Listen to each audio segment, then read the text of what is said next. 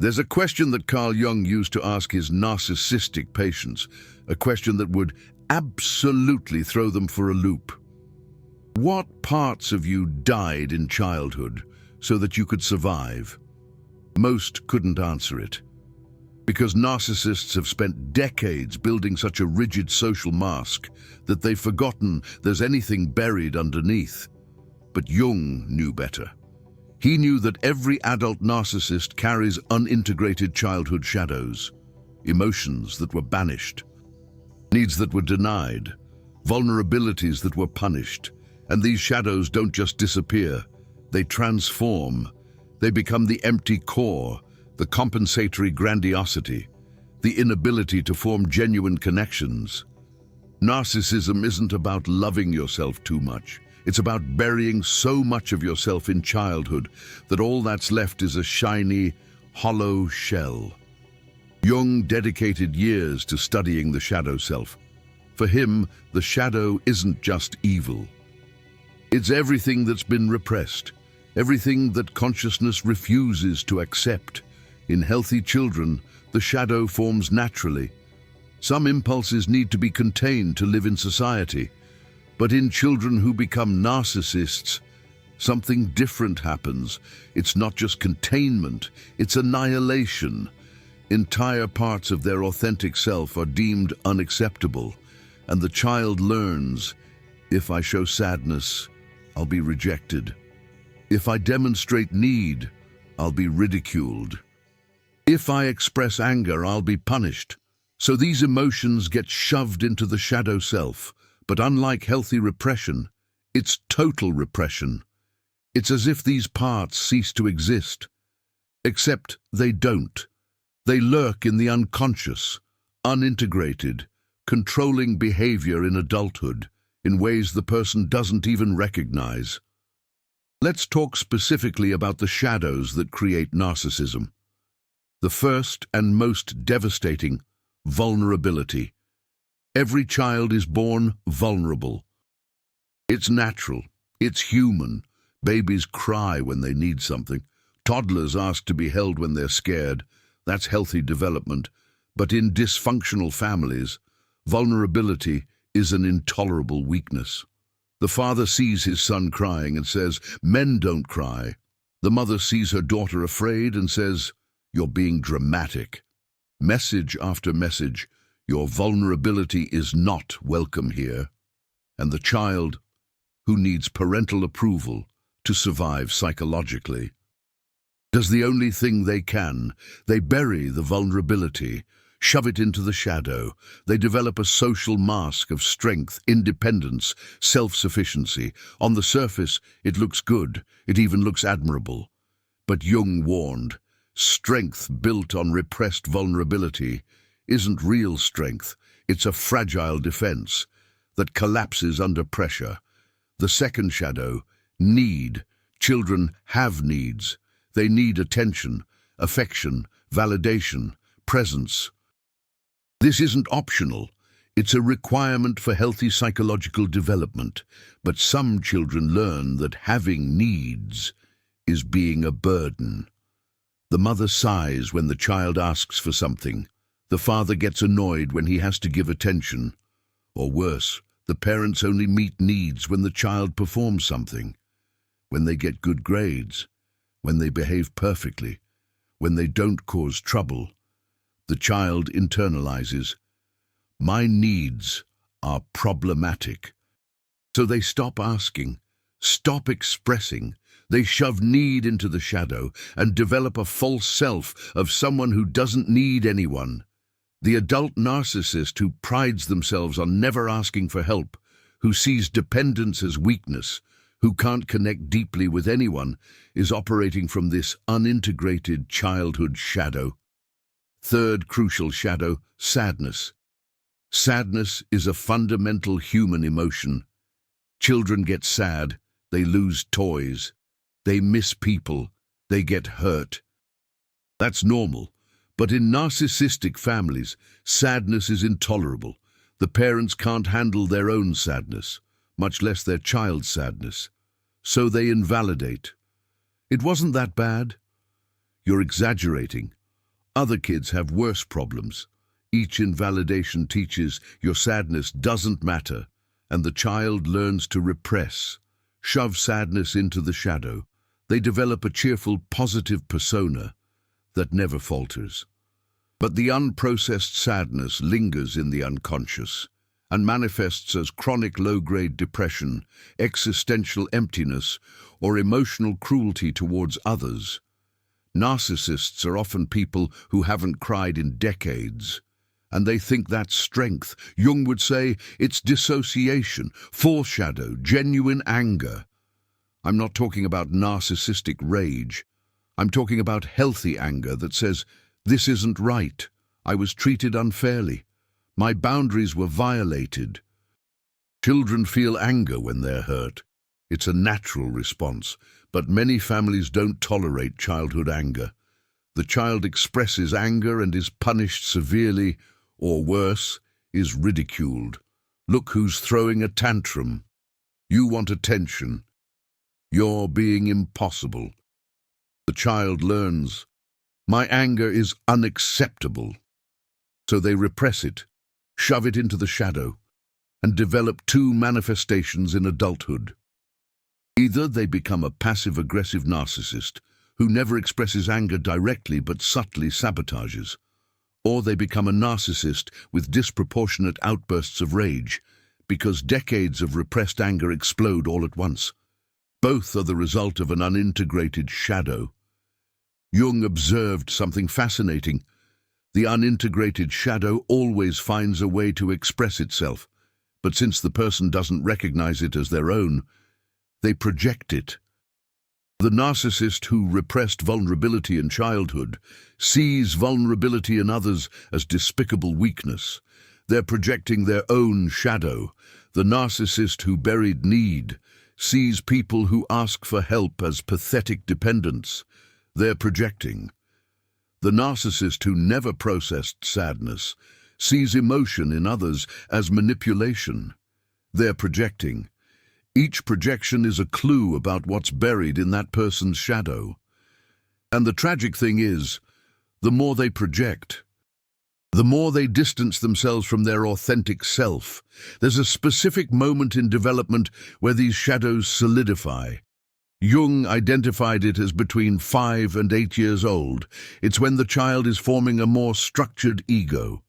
If up until that phase they've received a consistent message that certain parts of them are unacceptable, those parts go into the shadow permanently. Unless there's later individuation work. I'll give you a concrete example. A 6-year-old girl. She's naturally expressive, cries easily, laughs loudly, feels everything intensely. But the mother has an emotional control complex. Doesn't tolerate intense emotions because she hasn't integrated her own. So every time the daughter expresses a strong emotion, the mother invalidates. "You're being dramatic. You're exaggerating. Control yourself." After months of this, the girl stops expressing, learns to stay neutral, develops a contained, controlled social mask. On the surface, she seems mature for her age, but Jung would say she killed part of herself to be loved, and that dead part goes into the shadow. Now comes the most disturbing part. The shadows of childhood don't just create narcissism, they perpetuate narcissism, generationally. How? Simple.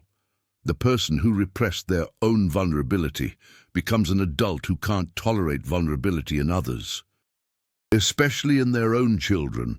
So when they have a vulnerable child, they repeat the pattern.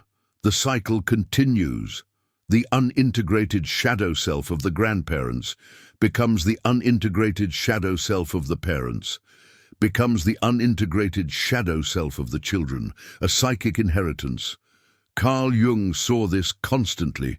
Entire families where no one cries, no one asks for help, no one admits fear. Everyone prides themselves on emotional strength, but it's a false strength, built on layers of unintegrated shadows. passed down from generation to generation. Here's something most people don't understand about the formation of a narcissistic shadow self. It doesn't have to be dramatic abuse. It doesn't have to be obvious trauma. It can be subtle, consistent, daily.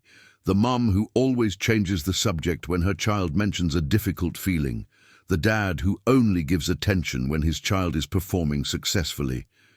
The parents who never, in the child's entire childhood, genuinely validate a vulnerable emotion. That's enough. The child learns. Parts of me are not welcome here, and they shove those parts into their shadow self. The more subtle it is, the more insidious, because there's no dramatic event to point to, no clear memory of trauma, just an accumulated absence of validation, absence of emotional mirroring, absence of permission to be a complete human being. Carl Jung said that acknowledging the shadow self is the beginning of individuation. But for narcissists, that's terrifying, because it means admitting, the person I've constructed is not me. It's a defense mechanism, and underneath that defense are all those parts I buried when I was 5, 6, 7 years old. The vulnerability I learned was weakness. The neediness I learned was a burden. The sadness I learned was unacceptable. The anger I learned was dangerous. Recognizing that means recognizing I've spent decades running from myself, and now I need to integrate parts I haven't touched in 40 years. The terror is understandable, but Carl Jung was clear. The alternative is to spend your entire life trapped in a rigid social mask, incapable of genuine connection, perpetuating the cycle with the next generation. There's a specific Jungian technique for working with the shadow self, projection analysis. You observe what irritates you disproportionately in others, what you judge with intensity, what you despise, and you ask yourself, could this be my shadow self projected? For example, a narcissist who gets intensely irritated by people they consider weak, who cry easily, who ask for help. Jung would say, look at your shadow self.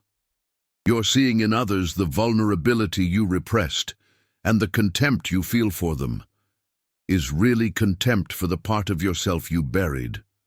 When you can recognize that, something shifts. The projection starts to dissolve, and you have a chance to integrate. It's about having compassion for the child you were, the child who had to kill parts of themselves to be loved. Carl Jung emphasized this. It's not enough to just intellectually recognize, I have a shadow self. There needs to be mourning. Mourning for the child who couldn't be vulnerable. Mourning for the child who couldn't have needs. Mourning for the child who couldn't cry. This mourning is painful, but it's necessary, because without mourning, you only intellectualize, and intellectualizing doesn't integrate the shadow self. Feeling integrates. Crying for the lost parts integrates. Anger for what was taken from you integrates. The work on the shadow self isn't just cognitive, it's deeply emotional. Let's talk about specific manifestations of an unintegrated shadow self in narcissistic adults. First manifestation, pathological perfectionism. Narcissists are often extreme perfectionists. They can't tolerate failure. They can't tolerate imperfection. Why? Because in their childhood, imperfection was shunted into the shadow self. The child learned that being imperfect meant being rejected, so they developed a social mask of perfection as a defense. But perfection is impossible, so the narcissistic adult lives in constant anxiety of being discovered as imperfect. And when they fail, the shadow self threatens to emerge. That's why narcissists often collapse over small mistakes. It's not about the mistake. It's about the shadow self that the mistake threatens to reveal. Second manifestation, inability to form genuine intimacy. Narcissists can have relationships. They can even get married, have children. But real intimacy, where you show all parts of yourself, vulnerable and imperfect, that they can't do, because the vulnerable and imperfect parts are in their shadow self. They were buried decades ago. So what do partners of narcissists often report? I feel like I never really know this person. There's a wall, something inaccessible. Carl Jung would explain. It's not a wall. It's their shadow self. It's all the parts they repressed and can't show, not even to themselves, let alone to another person. Third manifestation, disproportionate anger when their social mask is challenged. You question the narcissist's narrative about themselves, and they explode. The reaction seems exaggerated, but it makes sense if you understand the shadow self. The social mask is a defense against the shadow self. When you question the social mask, you're threatening to expose the shadow self, and that's intolerable. That's why narcissists react with intense anger to criticisms that healthy people would accept easily. It's not about arrogance, it's about a terror of confronting their shadow self. Fourth manifestation, intense and constant envy. Narcissists are envious, constantly, profoundly. Why?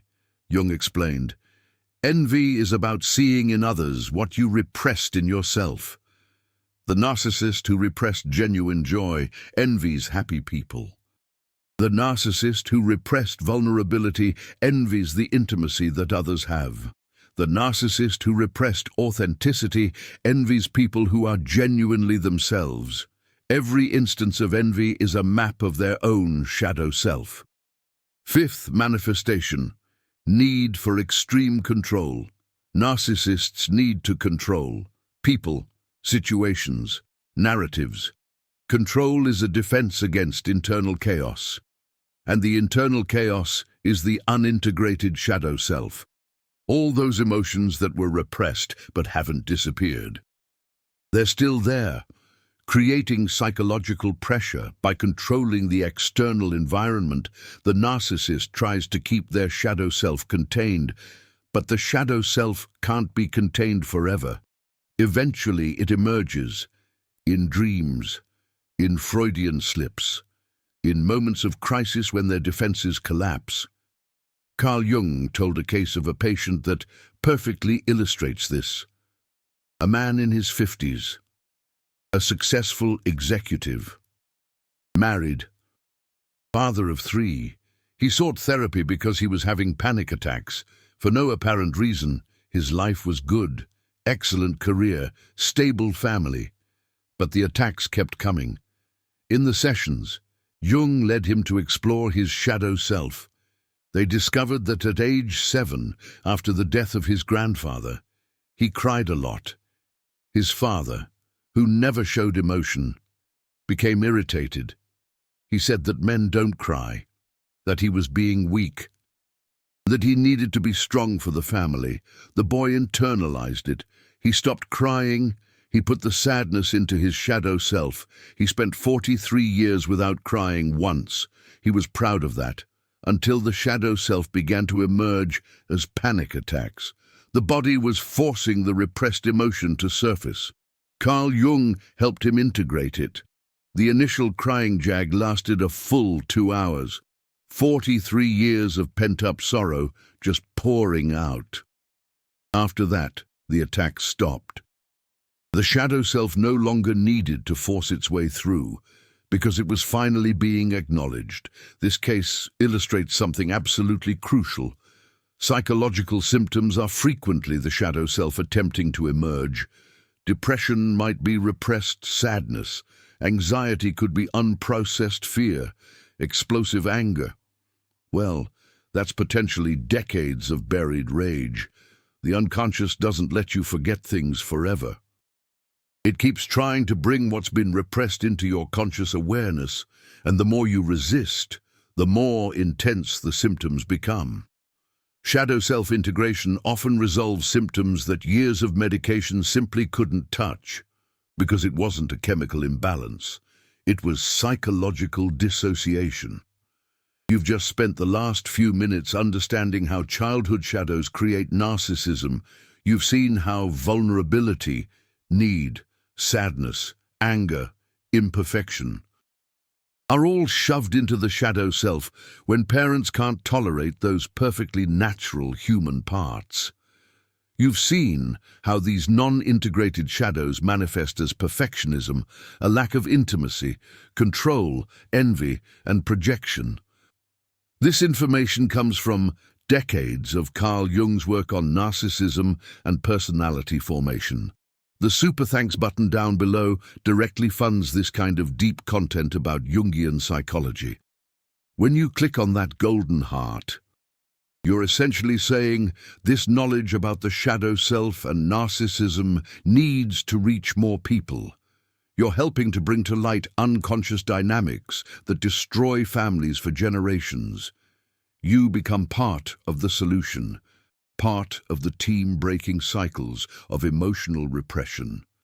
Every single contribution allows for more videos like this, videos that go beyond the surface and explore the depths of the human psyche with the seriousness that Carl Jung deserves. Now, back to the essentials. How do you integrate your shadow self? Carl Jung had a very specific process. Step 1. Recognize it. Look honestly at what you repress. What emotions do you never allow yourself to feel? What needs do you deny? What parts of yourself do you consider to be completely unacceptable? List them all. Name them. Step 2. Trace its origin. When did you learn that these parts were unacceptable? How old were you? What messages did you receive? Who taught you that vulnerability was weakness? That needing something was a burden?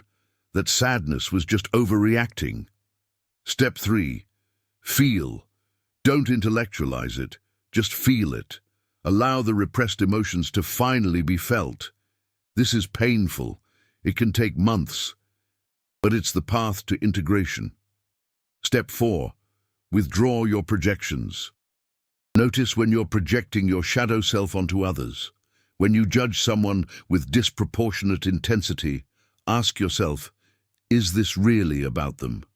Or is it about my shadow self? Step 5. Practice gradual expression. Start showing the parts of yourself that have been repressed in a safe environment first, maybe with a therapist, then with close friends, and eventually in an intimate relationship.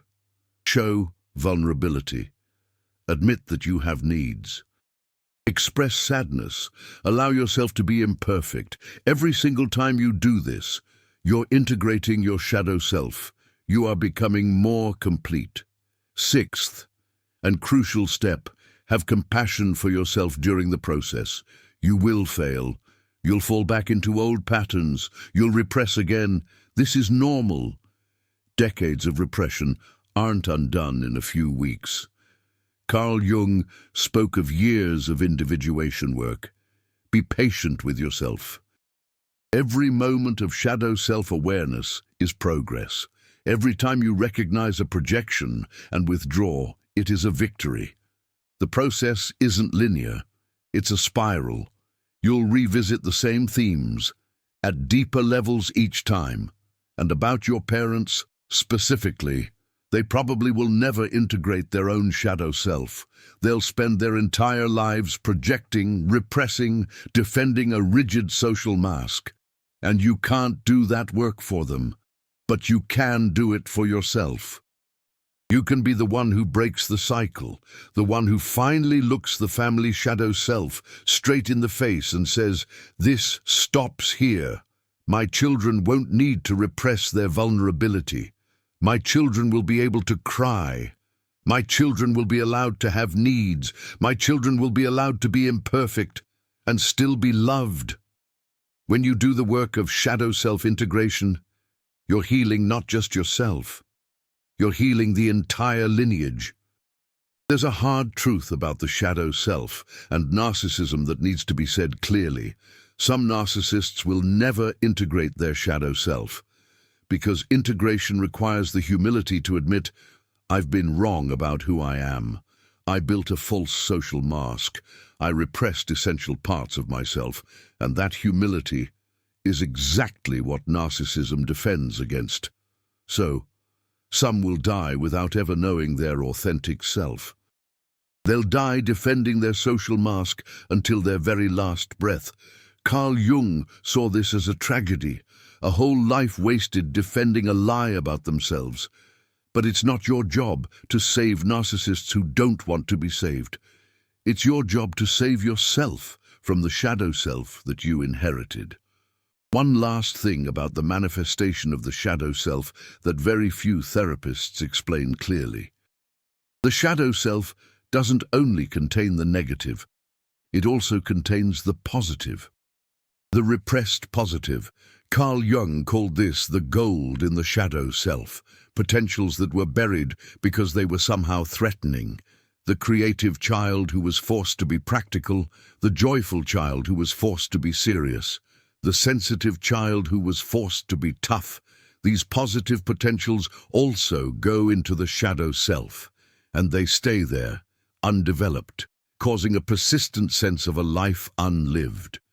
When you integrate your shadow self, you don't only recover vulnerability and need, you also recover creativity, joy, and sensitivity. You recover parts of yourself that could have flourished, but were pruned far too early.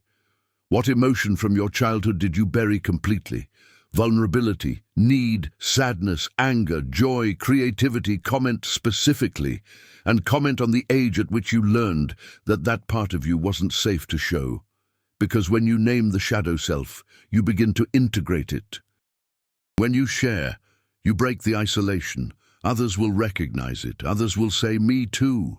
And you'll realize that you're not alone in this work of recovering lost parts of yourself. The shadow self thrives in silence. The light begins with naming.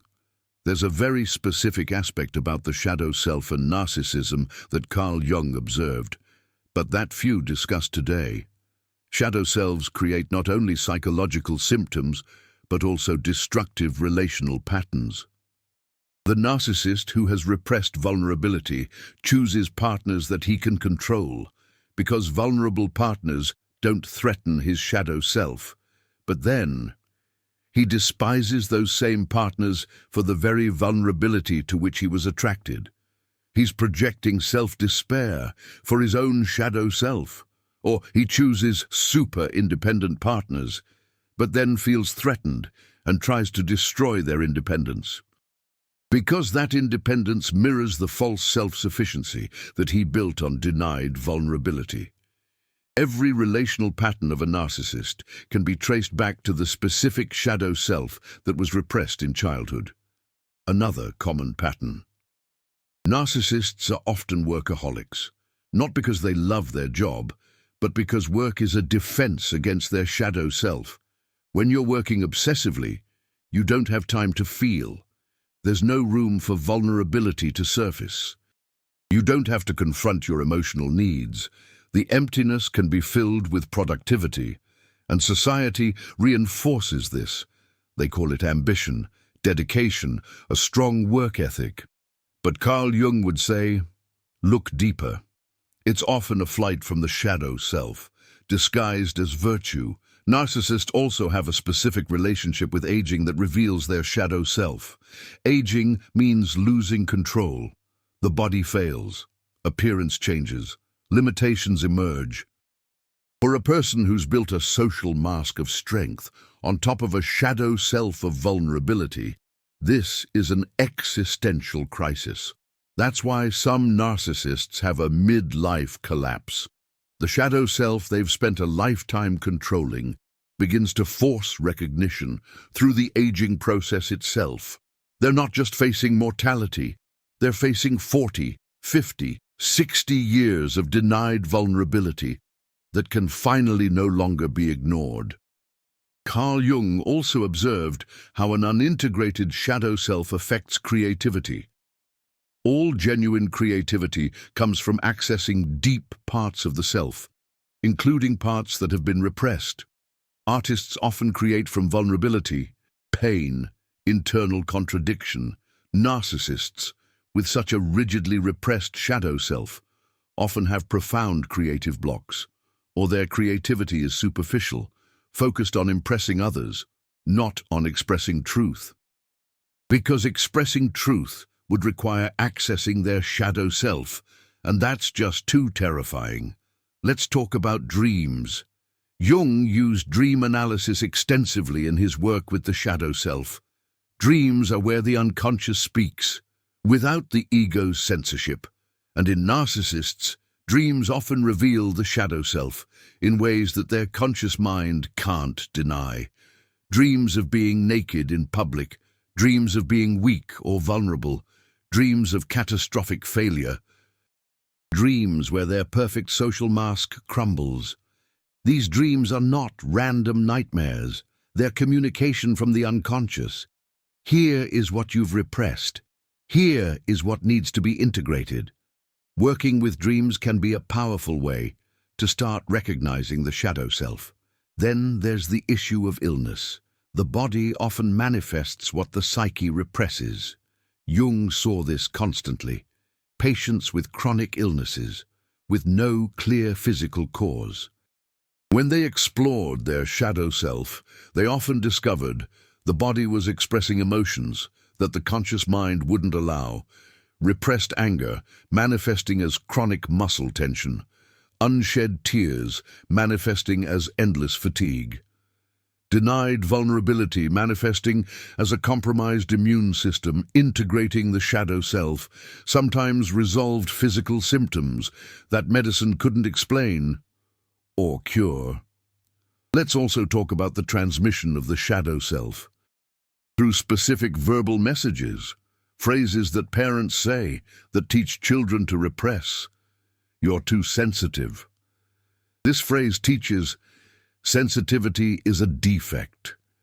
It places all emotional sensitivity in the shadow self. Stop crying or I'll give you something to cry about. This phrase teaches emotions are dangerous. It places emotional expression in the shadow self. You should be ashamed of yourself. This phrase teaches parts of you are a source of shame. It places entire aspects of the self in the shadow self. Don't be selfish.